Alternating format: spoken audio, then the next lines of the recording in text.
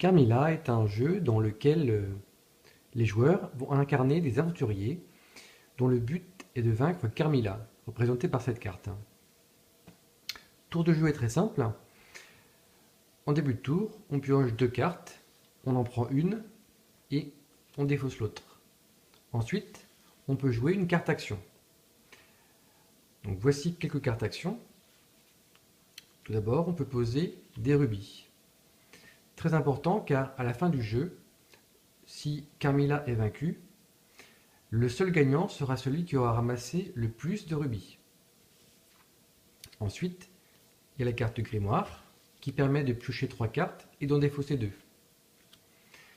Il y a aussi la carte dégâts. Jouée de cette manière, elle inflige 2 dégâts à Carmilla. Si on la joue de cette manière, on peut infliger un dégât à un autre joueur. Une autre carte rubis. La carte voleur qui permet de voler une carte rubis à un autre joueur. La carte soin qui permet de se soigner. À ces cartes actions s'ajoutent des cartes particulières, les cartes sorts. Les cartes sorts sont jouées à un autre joueur, face cachée. Lorsqu'on lance un sort, on gagne 2 points de vie. Ensuite, le joueur qui a reçu le sort pourra, à son tour de jeu, retourner la carte s'il le souhaite. S'il le fait, il appliquera l'effet qui est indiqué sur la carte. Là, il perdra 2 PV, mais s'il avait retourné cette carte-ci, il aurait gagné 2 PV. Il y a plus de cartes bleues que de cartes oranges. À ces cartes actions s'ajoute une carte spéciale, la carte morsure. Si un joueur pioche la carte morsure et qu'il la conserve, il devient vampire. Il est corrompu, charmé par Carmilla.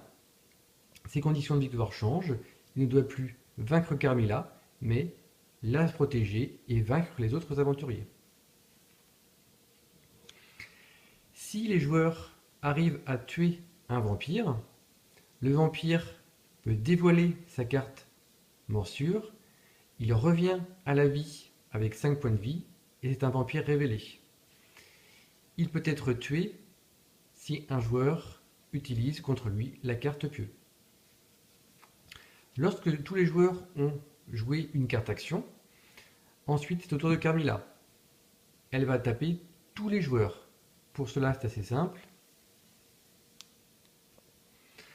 En fonction du nombre de points de vie de Carmilla, on lance un dé. Par exemple, si elle a 8 PV, on va lancer le dé rouge. On est sur la ligne rouge. On lance donc ce dé. Et tous les joueurs vont subir 3 points de dégâts. Ainsi, les tours vont s'enchaîner avec soit la victoire des aventuriers sur Carmilla, et ainsi l'aventurier qui aura amassé le plus de richesses sera le gagnant, ou bien la victoire des vampires, d'un vampire, si un vampire arrive à vaincre tous les autres aventuriers, ou même si Carmilla arrive à vaincre tous les autres joueurs, tous les joueurs auront perdu.